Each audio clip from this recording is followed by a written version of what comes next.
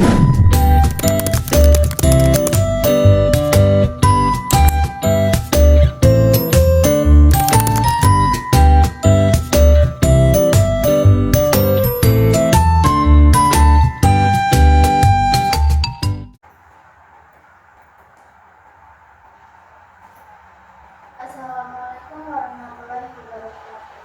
Halo semuanya, perkenalkan nama saya Naila Putri dari tingkat 1 Manajemen kelas 1B yang akan mempresentasikan mata kuliah akuntansi tentang neraca laba.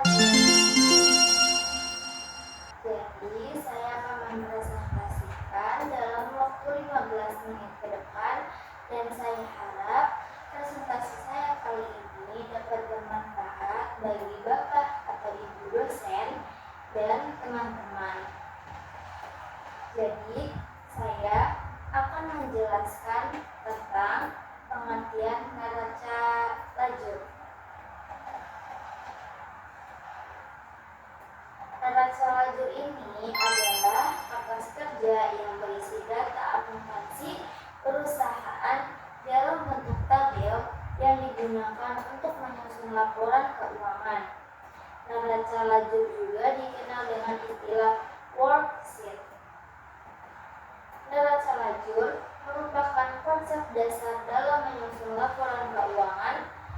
Neraca lajur juga harus dibuat terlebih dahulu sebelum menyusun laporan keuangan neraca. Jadi saya di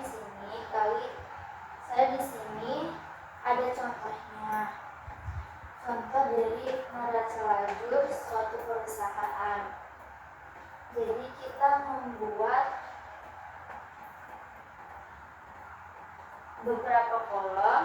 Ada kolom pertama, kedua, ketiga, keempat, kelima, sama keenam. Nah, kolom yang pertama ini kita hanya isi satu kolom, yaitu kita beri judul, nama akun. Setelah itu pada kolom kedua, neraca saldo, kita membuat 2 kolom untuk kolom debit dan kredit. Lalu setelah neraca saldo ada neraca penyesuaian. Neraca penyesuaian juga kita membuat 2 kolom, yaitu debit dan kredit. Setelah itu kita membuat neraca setelah disesuaikan. Ada kolom debit dan kredit. Setelah itu kita membuat laporan laba rugi. Ada 2 kolom juga, debit dan kredit. Lalu yang terakhir adalah neraca. Kita juga membuat 2 kolom, yaitu debit dan kredit. Jadi masing-masing kolom ini terdapat 2 kolom lagi untuk mengisi D dan K, atau bisa ditulis debit, bisa ditulis kredit, atau boleh seperti ini D atau K. Nah, kolom yang pertama ini kita tulisnya nama akun saja. Nama akun ini kita lihat dari neraca saldo.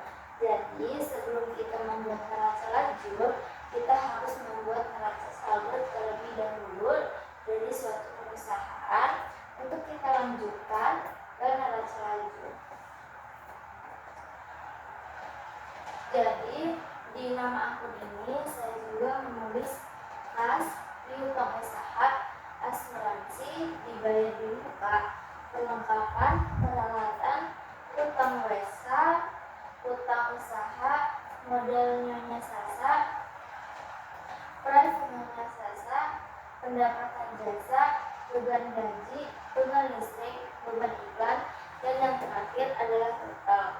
Ini termasuk neraca saldo dari suatu perusahaan yang telah kita buat terlebih dahulu sebelum melanjutkan ke neraca lajur.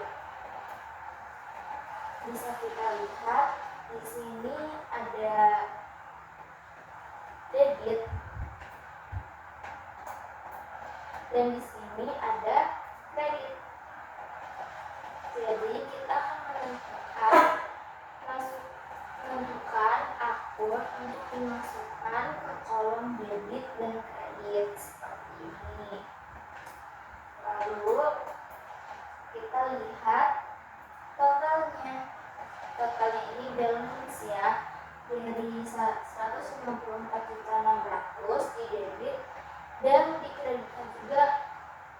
hasilnya 154.600, jadi hasilnya balance atau cocok, jadi tidak mengalami kerugian keuntungan, jadi sama pendapatan sama pengeluarannya. Setelah itu kita membuat neraca penyesuaian. Neraca penyesuaian ini kita buat dari informasi tambahan penyesuaian. Nah, yang pertama ini tarif premi asuransi sejumlah 400.000 per bulan. Yang keduanya, perlengkapan yang masih tersisa di gudang sampai pada tanggal 31 Maret 2017 ini sebesar 2 juta.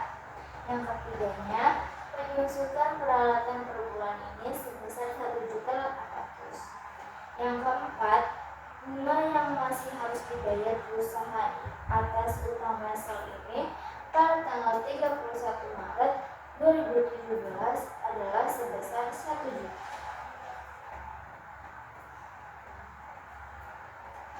Jadi bisa kita tulis seperti ini. Kita masukkan ke debit yang tadi 400, 2 juta, 1.800.000 dan 1 juta. Lalu kita jumlahkan menjadi ini. Setelah itu kita masukkan juga ke kredit seperti neraca saldo. Lalu kita lihat hasilnya apakah balance atau tidak.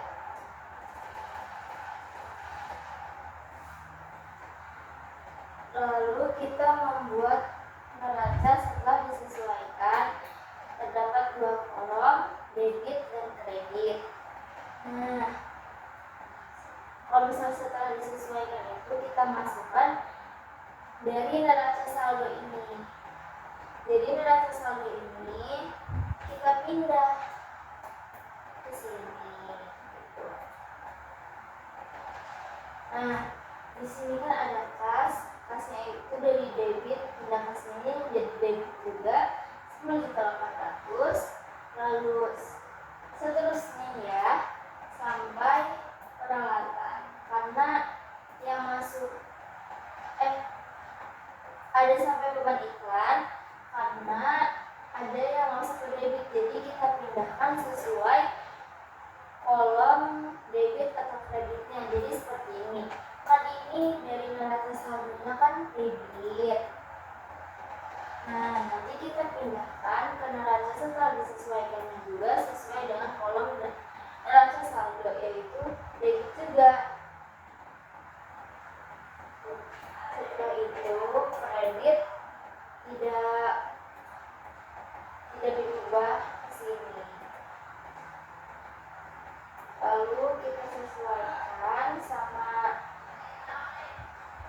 neraca lanjut tadi. Oh iya, kalau misalnya neraca lanjut itu kita nanti menghitung, setelah total itu kita menghitung beban akumulasi, utang, pendapatan, ya.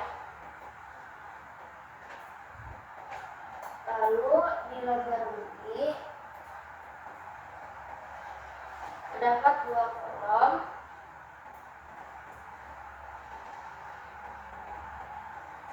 debit dan kredit. Setelah itu kita pindahkan dari sini pendapatan jasa. Kan kalau laporan laba rugi itu pendapatan, utang, beban. Jadi kita pindahkan ke sini. Yang termasuk utang, pendapatan, beban, jadi kita pindahkan. Dan samakan dengan neraca saldo seperti tadi. Jadi kalau misalnya neraca saldo di sini pendapatan jasa kan termasuk laporan laba rugi. Di sini di neraca saldo itu dia termasuknya kredit. Jadi kita pindahkan juga di sini kredit. Lalu kita cari mana yang termasuk utang, pendapatan, dan beban itu. Kita masukkan ke laba rugi. Selanjutnya kita samakan. Jadi ini ada 6.400.000 dari beban gaji, terus 1.600.000 dari beban listrik, 800 ini dari beban iklan. Nah, lalu beban asuransi ini 400 dari sini, dari jurnal penyesuaian, karena kan ke bawah ini adalah dari sini, dari beban ini sampai sini itu termasuknya neraca lajur. Nah, dari sini sampai sini itu neraca saldo. Lalu di total dan kita samakan seperti ini.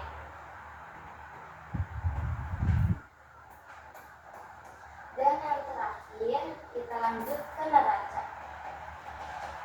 Jadi neraca ini juga terdapat dua kolom, debit dan kredit.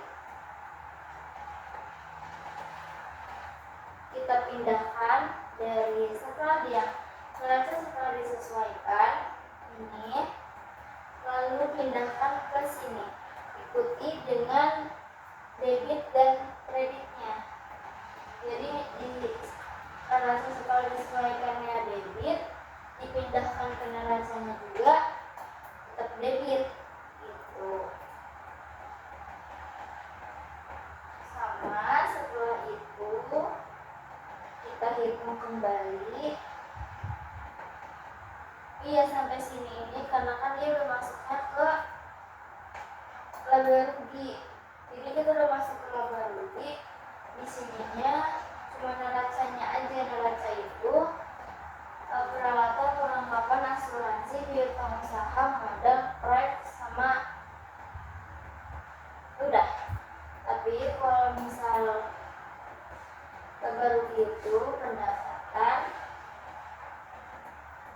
beban, sama utang. Lalu kita pindahkan dan jumlahkan apakah hasil dari debit dan kredit ini sama atau tidak.